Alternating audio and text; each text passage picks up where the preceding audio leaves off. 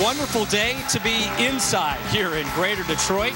And we welcome you inside Taylor Lanes in Taylor, Michigan for the second event in the PBA's 6-event versatility swing. This is your Chameleon Championship. Glad you're spending part of your Sunday with us. Rob Stone, Randy Peterson with you. And over the course of the last few weeks, we've used the term bonus bowling. 2 weeks ago, it was the women. Last week, it was the seniors. This week, literally, there is bonus bowling due to a major scoring malfunction earlier in the week. Originally, this tournament was slated to be a three-match men's finals, but because of a huge computer scoring error, the integrity of the tournament was threatened. So an executive decision was made to add another match featuring Mike Machuga and Sean Rash. So today, the fans at home, they get a bonus match. More bowling for the same low price. We're working to work just as hard, and bonus work for us. So we begin with Sean Rash taking on Mike Machuga. This is going to be a great matchup to start. The cranker versus the pure stroker. Mike Machuga looking for his second career title. And the winner of that one will take on Brian Kretzer, the big Buckeye fan. He's in enemy territory this week. He's seeking his first title if he is to win. The big nasty Wes Malott would be next up in his grill, and Wes Malott off to a great start this season. But your #1 seed is Bill O'Neill. Bill O'Neill making back-to-back shows for the first time in his career, finished second last week to Walter Ray Williams Jr. And we conclude with the second PBA Women's Series event of the season, Michelle Feldman, with her second crack at a title this season. Take a look at our stepladder format. And #1 seed, Bill O'Neill, perhaps the most accomplished PBA bowler without a title yet. And we begin with Mike Machuga, just one career Lumber Liquidators PBA Tour title. It came in 2005, the Greater Omaha Classic, and it just happened to be rolled on this very same Chameleon oil pattern. I see a trend. Maybe, perhaps, we're onto something. He celebrated that win with the now famous Machuga flop. Can't wait to see it again. Long ways away from that.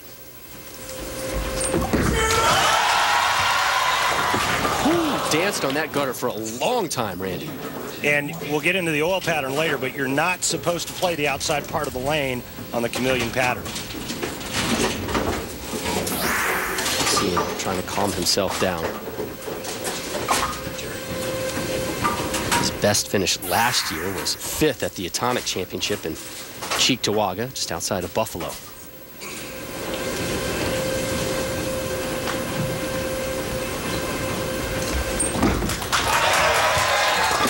Great pickup. Saves face.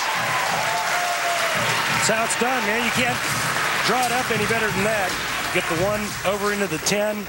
The ball will take out the 2 and the 4. And Mike Machuga avoids the early open frame. So up now, young Sean Rash, after starting his career 7-0 on television, he lost to Norm Duke in the first semifinal match of this season's first event, the PBA World Championship.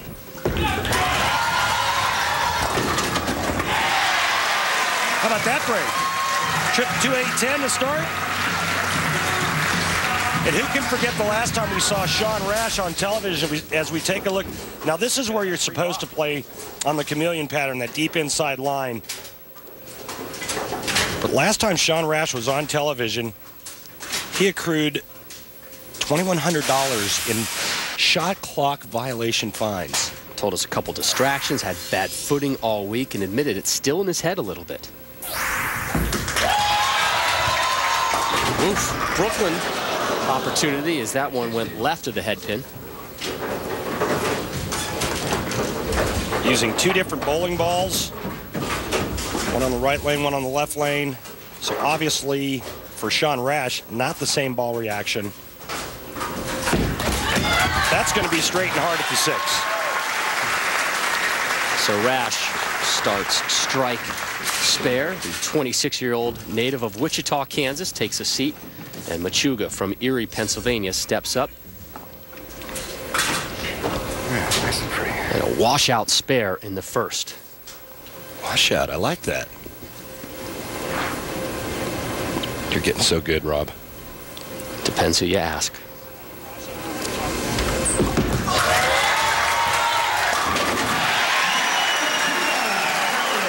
And one of the perks of the season for Machuga, his health is finally in order. And now I'm I feel like I'm as healthy and strong as I've ever been in my career, and all my little tricks and tools are starting to come back, and I feel pretty sharp. So I'm looking forward to a good season. 2 years ago was a groin injury. Last year, hernia surgery. Both of those coming about 3 weeks before the season started.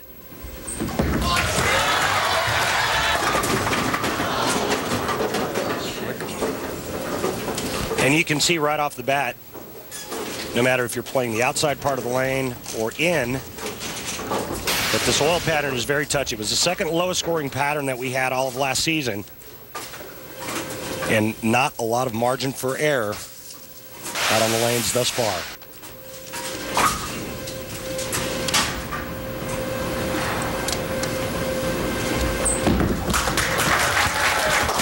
So another solid spare pickup for Machuga.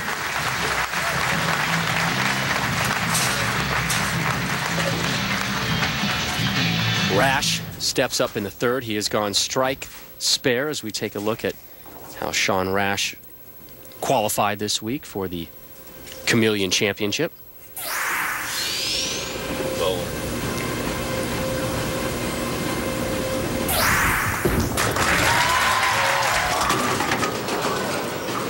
Another ball change, and that ball looked like a piece of charcoal. A lot of surface on it, very aggressive.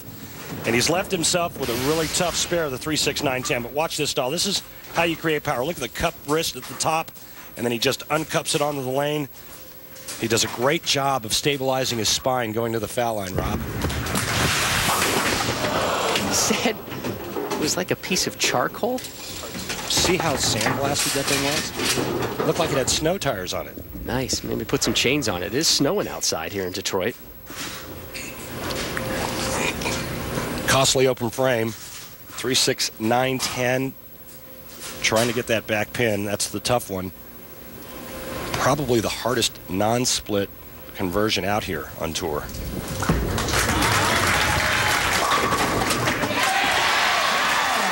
that one found the pocket and had the right delivery man to send that final message. And a super break there with something rolling over and taking the 4-pin out. Watch this. It's going to be the 3-pin that comes over and takes the 4 out.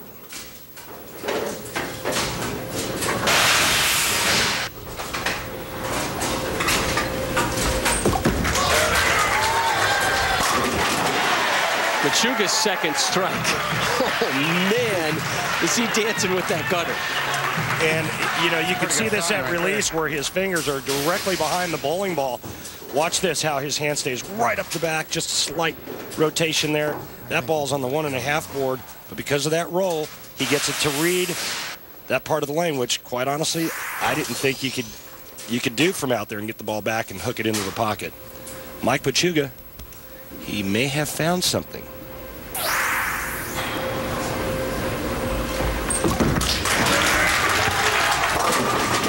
Yes, he has. Back-to-back jacks for the former All-American at the University of Nebraska. Love that angle with the ball coming right in your grill. Takes a lot of nerves, a lot of skill, and some maple moxie to be playing the 1-2 board on television.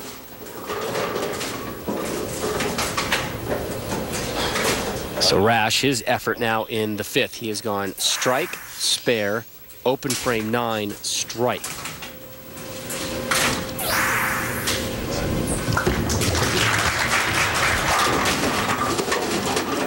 Messenger, not strong enough.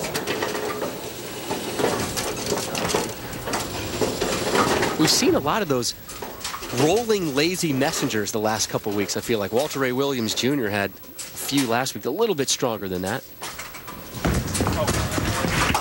Well, last week, Walter Ray had one late that barely got the 10 out before the machine hit the pin. And then he got a fast one, and that was really the undoing of Bill O'Neill, those 2 great breaks. But, you know, any pro will tell you that you got to have good breaks to win out here. Unfortunately, Sean Rash was not able to capitalize on the trip 4, the frame before this. So now he's looking to start stringing some strikes. Down by 15, 6th frame.